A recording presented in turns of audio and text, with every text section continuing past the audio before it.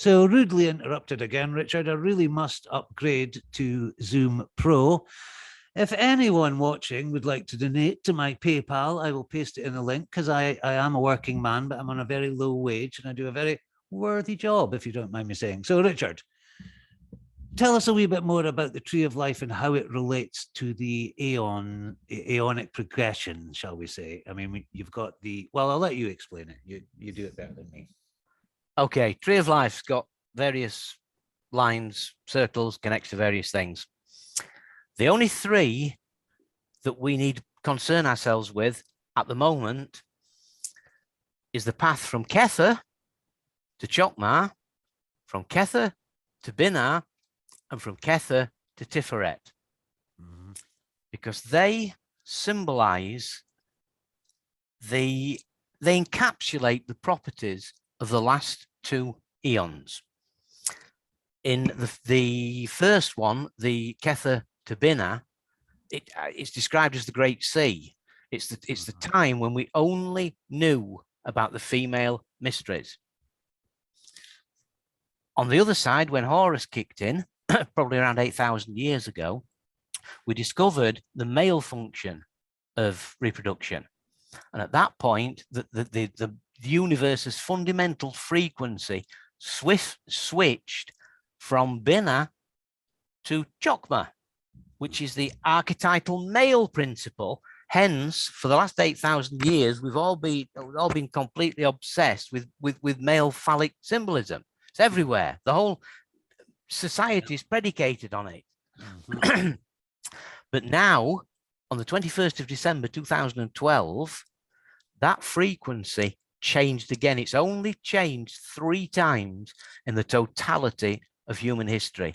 And Crowley, his genius saw it, but his historical context barred him from understanding it. It was kind of like Nostradamus peering into a crystal ball.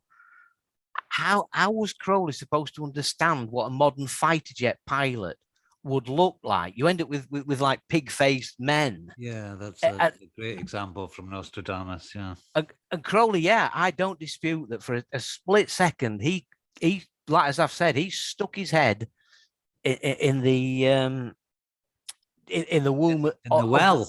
He got right down to the bottom. He got right down there and licked the bottom, and he saw it.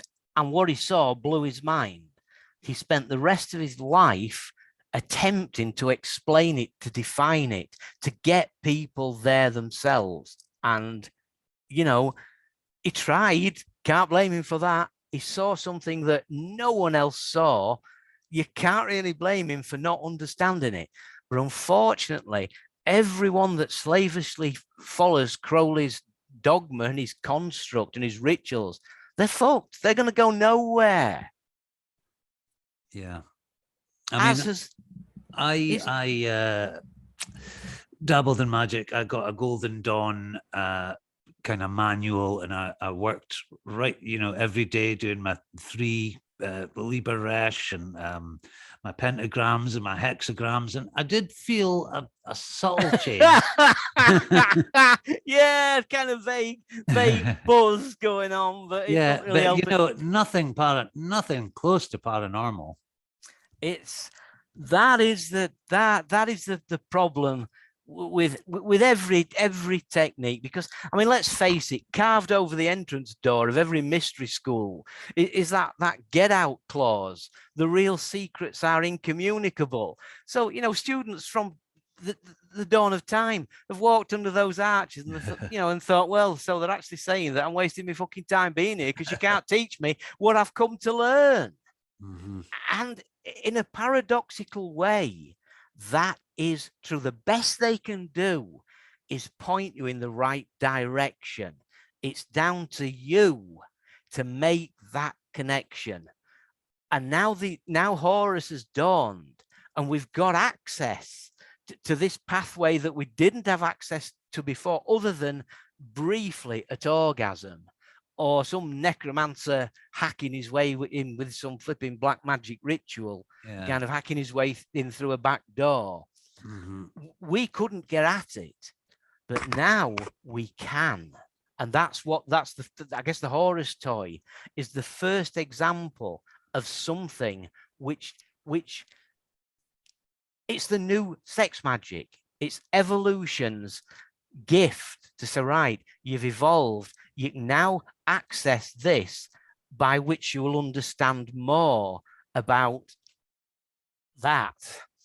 Yeah. It's the whole thing is a giant evolutionary engine, and we've just got real lucky that it's clicked in our lifetime. Okay. And as Crowley said, the onset of Horus, birth of Horus, everything will change. And I don't think he even grasped just how far down the road that meant, because I think as anyone who's barely conscious will acknowledge, the world in which we live is changing more than ever, faster than ever, in ways that we just could not have prophesized. Oh, I mean, who saw the internet and what it could do for communication? And you've got your social media, or SMedia as you call it, but I mean, it's allowing us to talk across vast distances as if you were in the room with me. Yes, your holy guardian angel Greg as well. It's he's gone for a beer, I think. All right, okay, fair enough. Yeah, and not only that, it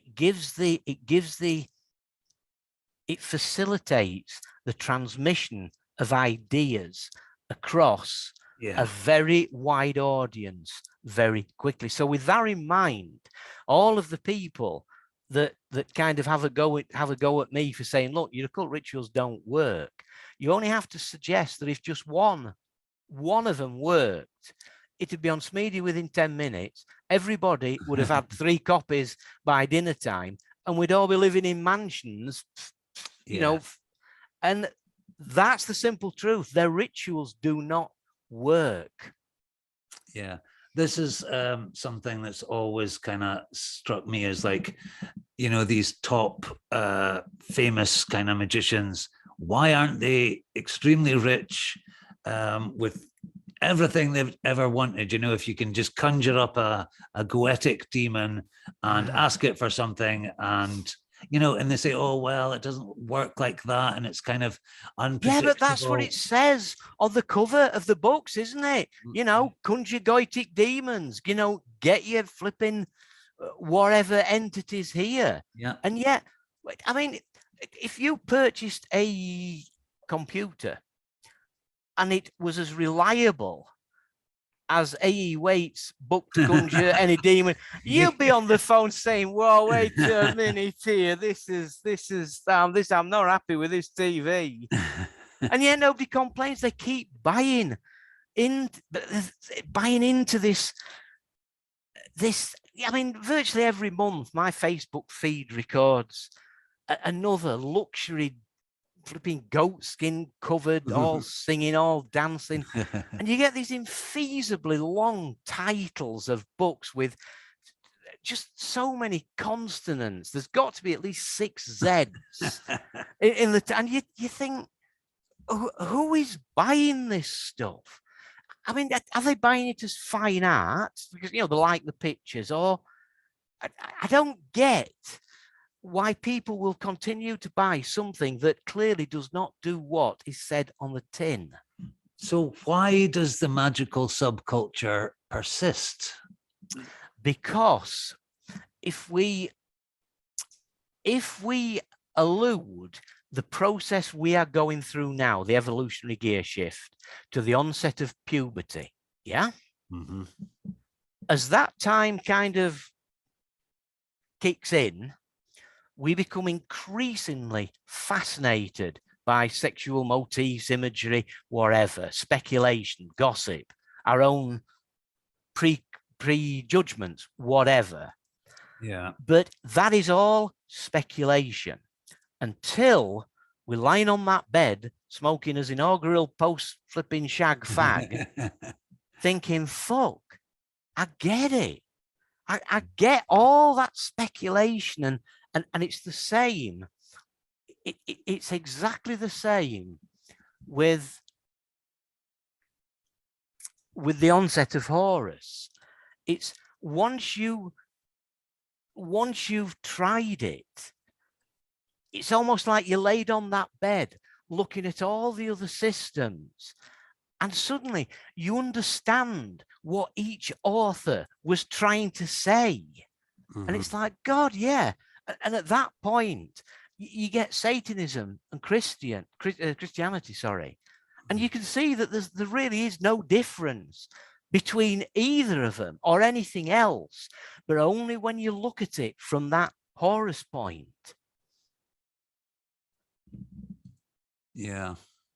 That is kind of the expanded dimension of consciousness that the Horus toy will bring to you. Yeah. It also brings the, would you like your paranormal experience now, sir? Press that button, because that is what people are going to want. Because once you've tried it and it's worked, you won't need my theory, because you'll have your own. And it will be your own from inside a dimension that you could not access previously. Okay, so is the Horus toy actually going to be mass marketed and sold like the Man in Black's article? It's initially, my idea was to build a physical gadget. I don't think an app would have done it, although it may have done. But basically, a physical gadget that basically you set it off and it tripped a paranormal experience. Mine happened 3 days later, although that was at the peak of an increasing wave of paranormal insanity. And that's what you've been able to bring back. I mean, the psychic sensor could have been blocking out all kinds of stuff that was happening, and you just can't remember it because it was so far out of. So it was so overwhelming. Yeah. It's, and I think historically speaking, that is why the people who have got there end up speaking so much bollocks. Yeah. Because it's utterly fascinating, but it's almost impossible to describe with words. And I'm not saying that to be evasive. It genuinely is a fucker to put into words. It's all I can say is do that, try that. When you come back, you'll get it. Yeah, because you've had the experience. And but I know through, well, mainly again, psychedelics, trying to describe a multi-dimensional time operating differently, and you're having all these genius ideas, which of course you can never remember when they wear off. But yeah, I mean, the closest I've come to getting a true feel, writing about a trip is to kind of use cut-ups and all kinds of trickery, because language is inadequate for the supernatural or mystical experiences, the deeper levels of consciousness. As you progress down that well of consciousness, each level removes a layer of physicality until right at the bottom you've just got the idea stripped to its absolute bare core. And that's what you chuck in the soup at the bottom, like a magical pebble. And when it bounces back, your bubble is full of it. So when you chuck your magical pebble down saying, woohoo, great treasure, mate, that's what you'll get. So that's kind of like the heat that you talked about. I know we said we weren't going to talk about Crowley, but it's inevitable he comes up. You felt a heat from Crowley's writing, as did I. You thought he's on to something. He's on to something. That is the reason me, you, and everybody else retain an interest in Crowley. Because being honest, every one of the books you've read, I haven't really, it's like, oh yeah, it's interesting. But nothing compares to that feeling that you get just on thinking of Crowley, that vibe, that connection. That's real, because that keeps people coming back despite the rituals that don't work. They sense that power in Crowley, because as I said, he stuck his head in, and when he came back, he was covered in that fluid. and we can still sense that new ionic fluid that draws people to Crowley. The man is like pollen to a bee, and it's new eon pollen, and we're the first generation of Horus. Yeah, I just got an image of, do you know Philip Pullman's His Dark Materials? Yes. Yeah, it's kind of like that. There's I can't remember what they call it. Yeah, but it's like that. There's a physical. I mean, this is one thing I have noticed when I was doing ritual work steadily every day, conscientiously. When I would walk down the street, I would see people look at me. Dogs would react to me differently. It felt like I had a glamour about me, and maybe that was self-delusion, but it seemed real, you know. Did you believe that the rituals and practices you were doing would give you that kind of enhanced? I wasn't, not that specifically, but I did believe it worked and it was going to change my life, and I was going to kind of move to a new stage of consciousness or something. But then by the time I got to Zealotr, I kind of gave up because I thought, well, actually, it's not working that well. That's the problem. At the start, you get that kind of newbie buzz and think, actually, yeah, Zealotr, I was very zealous, and that was a good grade. It was when I got to Practicus that the problem started, and I've grown more and more skeptical as time has gone on, even though I've had fantastic, amazing guests who are fully invested in magic. And I'm part of the scene, and there's a group I work with too, really, but they always describe me as the most skeptical of the members because it just, I don't know. I want to see like real something appearing in front of me, you know. That's what they used to say, evoked a visible appearance. Yeah.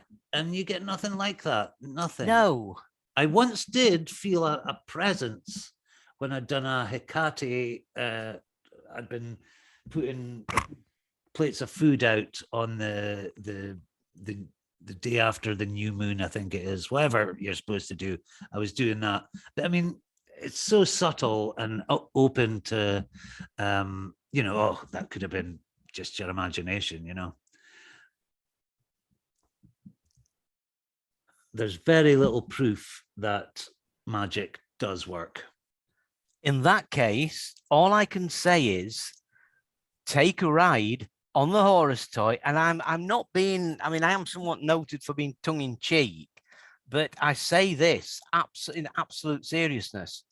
You try the Horus toy, you successfully get the two components synced up at the right moment, and what will follow is a paranormal experience based on whatever fragment of intellect you sucked down to the bottom of that well. That's what will happen, because that's what has to happen. It can't, if you get the trick right, the mechanism cannot fail. It does what it says. It takes whatever was on your mind at the moment it was triggered, it strips it as it chucks it down the well, and on the pebble bounce back, you get to live in that water drop. And it's a fucker, because I got lucky. My world bent out of shape a bit, and a flipping man in black turned up at the door. Yeah. But imagine at the time you trigger it, something hits your window and startles you, or perhaps you're just not in a great place anyway mentally. Yeah. You take that down, and the world that you come back into is reality. It's not that a ghost pops into into our world like an external thing. Yeah. You become part of the world in which that ghost is. And wherever else is in that world, you are stuck with until the collective sensory gravity of everyone else on this planet gradually pulls that droplet back down into the flat surface of consciousness, of reality. Yeah. But while you're in that, You sent me a diagram tonight, Richard. Beautiful, multicolored well of consciousness, and you've got your little psychic sensor off to the side. But I did laugh because you said something about 77.7 billion. So you got your 7.7 billion people on this planet. Yeah. And then you got your 93%. And I thought, I made that one up because it's one of Crowley's numbers. But basically, it says at the bottom of that well, the universe exists quite literally in a state of quantum uncertainty. It's just a quantum. Now, that's not my theory. That is a scientific fact. Underneath all the stuff that makes us, there is a sea of just quantum shit. Yeah, you could call it chaos. Chaos. And there is reality is, as I put, 93% uncertain. It's probably nearer 99.9. By the time that is filtered through your layers of cerebral processing, unconscious, most of them, it becomes more and more inflexible. When it finally hits reality, it's also shaped by the collective weight of everybody else that lives on this planet. Yeah. And that's a whole lot of messed up people. That's one big fucking weight to take on your shoulders every day.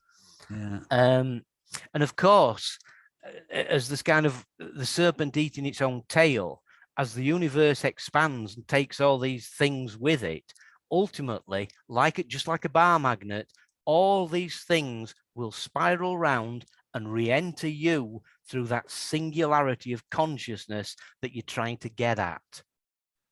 And that's the beautiful simplicity of the whole system. The universe becomes because of what you believe the universe is. Yeah, I think consciousness, I mean, I know quantum physics is always taken out of context and spiritual, you create your own reality, which you do to a certain extent. But oh God, I forgot where I was going with that profound quantum physics thing. Yeah, okay, leave it there.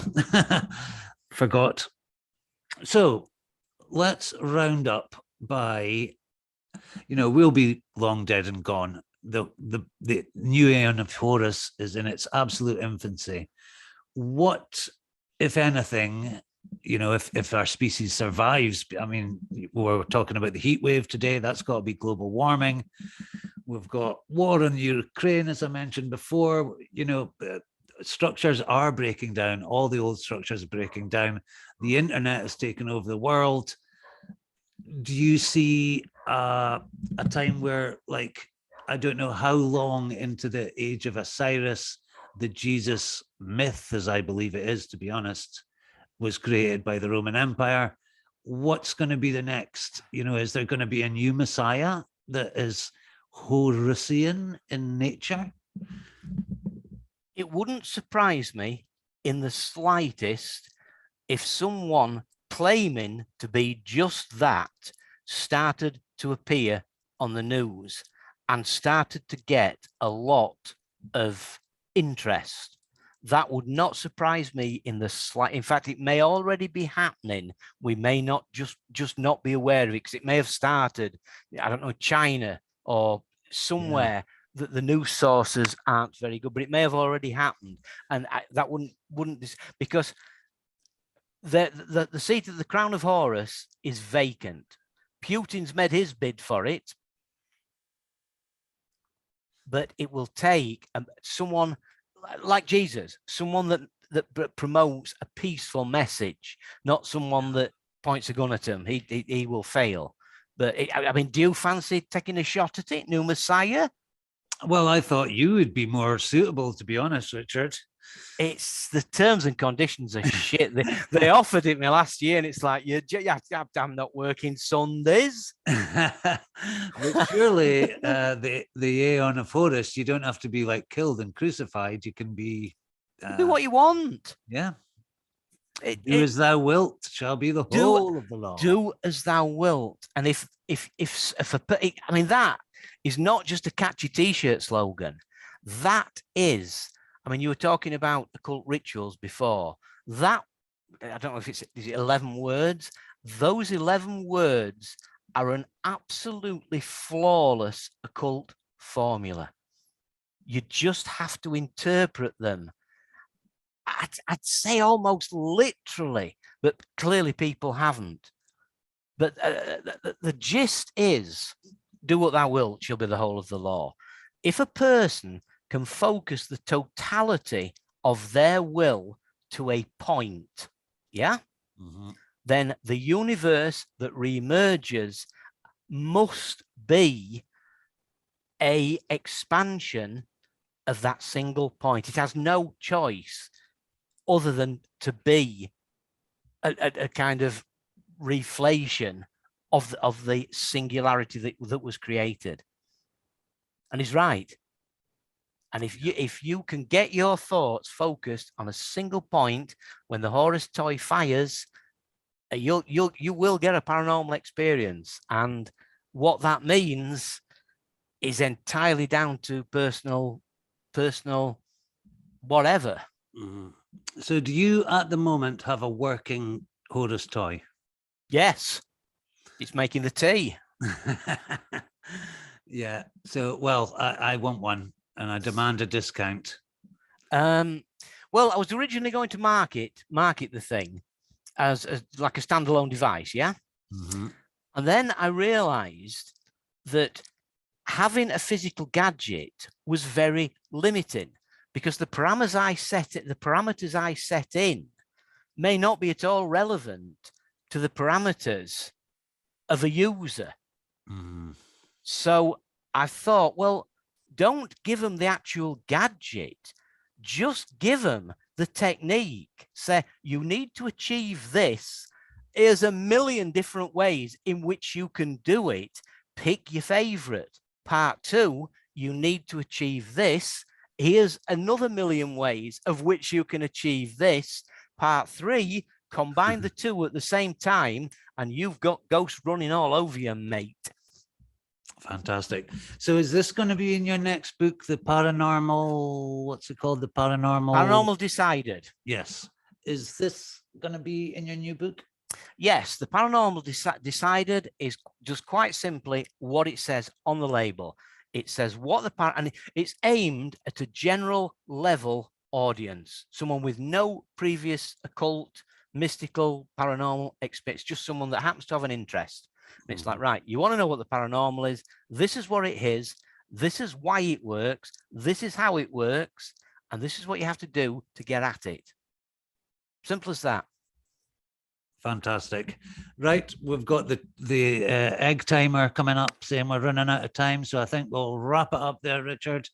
Thank you so much. You know I'm going to drag you on for another like 5 or 6 sessions for your next book. Richard T. Cole, it's been an absolute pleasure and a privilege, sir. Same here, Stephen. Have a very, very good evening. And I'd just get that goitic demon down off your thing at the back. It's chewing into the pictures. It looks evil, that thing. Yeah, can you press your Horus toy and get rid of it? It's oh no, it's gone. It's gone next door. Yeah, it's a vice demon. I have so many vices, they're all over me.